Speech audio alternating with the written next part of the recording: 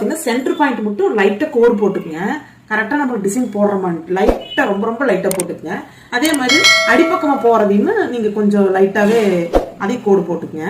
ஓகேங்களா? அப்புறம் இதையும் கொஞ்சம் லைட்டாவே கோடு போட்டுக்குங்க. அதாவது இந்த சென்டர்ல இருக்கிறது மட்டும் தான் நமக்கு வருவோம். இது நம்ம ஆரியில தான் அவங்க போட்டுருக்காங்க. ஓகேங்களா? இப்ப நாம என்ன பண்றோம், நம்ம கீழ இருந்து இந்த அளவுக்கு. ஓகேங்களா? அதாவது இங்க சரிவா வச்சீங்கன்னா இந்த கோட்டுக்கு கட்ட வர்ற மாதிரி கோடு போட்டுக்குங்க. இப்படி ஒரு கோடு போட்டுக்குங்க. இது நீங்க டார்க்காவே போடலாம், தப்பு இல்ல.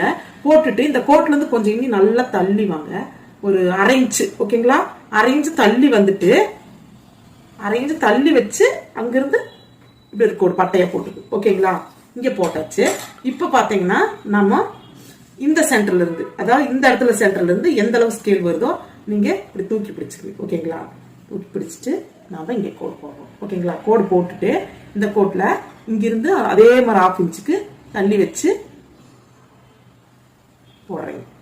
ஓகேங்களா? இப்ப பாத்தீங்கன்னா இதோட அளவு கரெக்ட் ஆயிடுச்சு. ஓகேங்களா?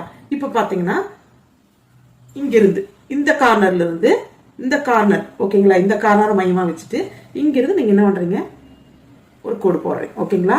அதே மாதிரி ஒரு 1/2 இன்ச் தள்ளி வச்சு ஒரு கோடு போட்டுக்கிறீங்க. ஓகேங்களா? இப்போ உங்களுக்கு டிசைன் வருது.